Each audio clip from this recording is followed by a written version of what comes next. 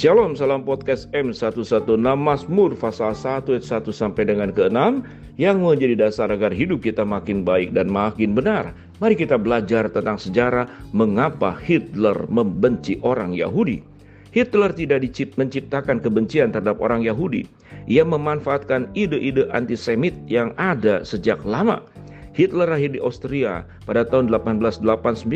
Ia mengembangkan ide-ide politiknya di Wina, sebuah kota dengan komunitas Yahudi yang besar, tempat ia tinggal dari tahun 1907 hingga 1913. Pada masa itu, Wina memiliki seorang wali kota yang sangat anti-Yahudi, dan kebencian terhadap orang Yahudi sangat umum di kota itu.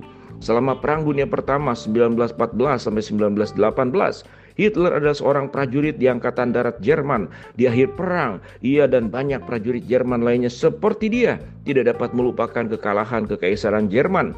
Komando Angkatan Darat Jerman menyebarkan mitos bahwa Angkatan Darat tidak kalah dalam perang di medan perang, tetapi karena mereka telah dikhianati dengan tikaman dari belakang, seperti yang disebut pada saat itu.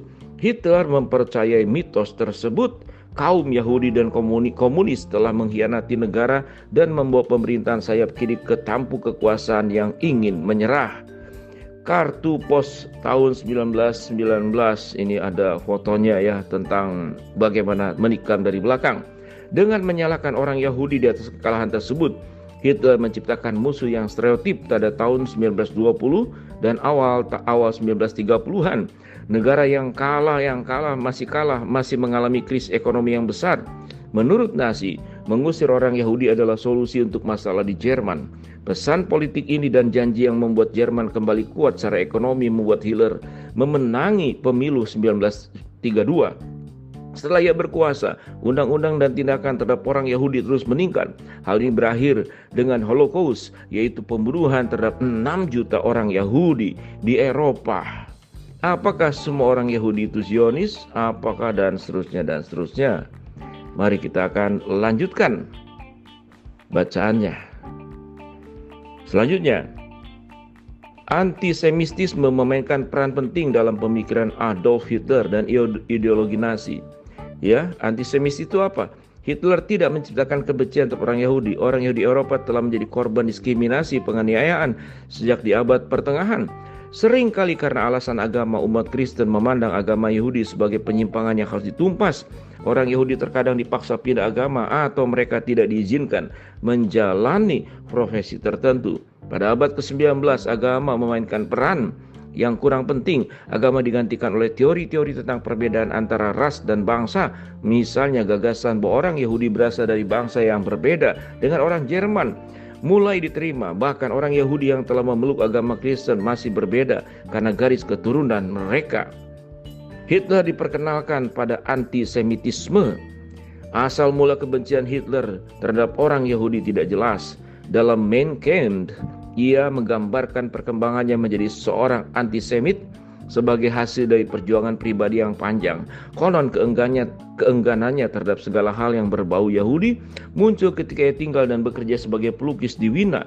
Sebagian besar sejarawan percaya bahwa Hitler menemukan penjelasan ini setelah ia melihat ke belakang. Ia akan menggunakannya untuk meyakinkan orang-orang yang belum yakin dengan ide-idenya bahwa mereka akhirnya akan melihat kebenaran.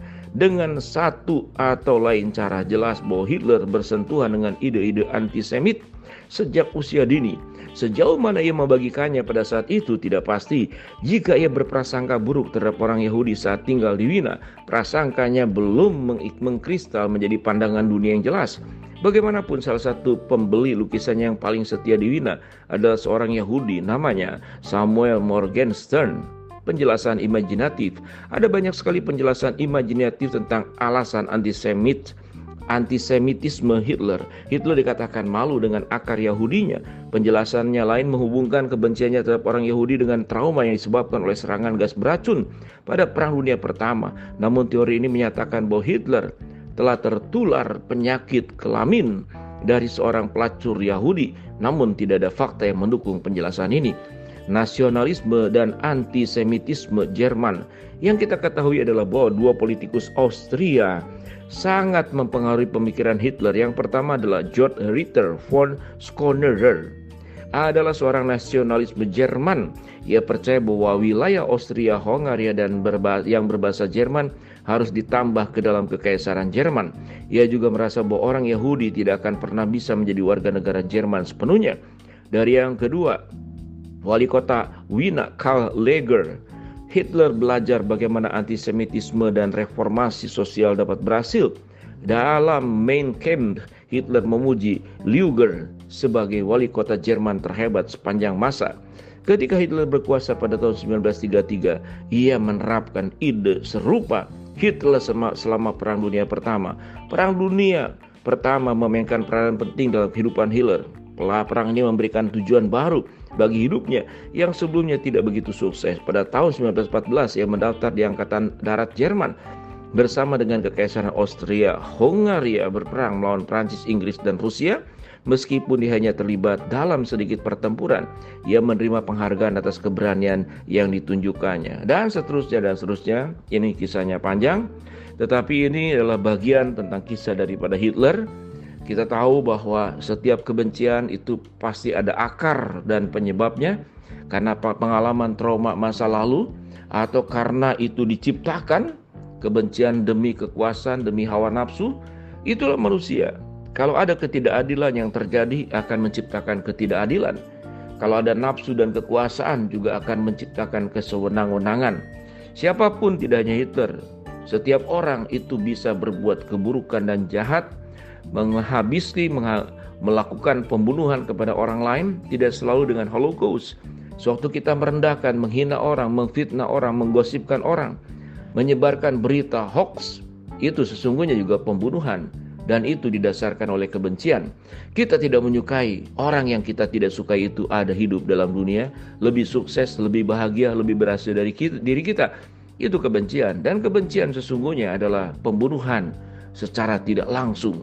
Dan membunuh dalam bentuk apapun adalah sebuah dosa. Sementara Kristus datang bukan membunuh, justru memberikan kehidupan dan menyelamatkan kita.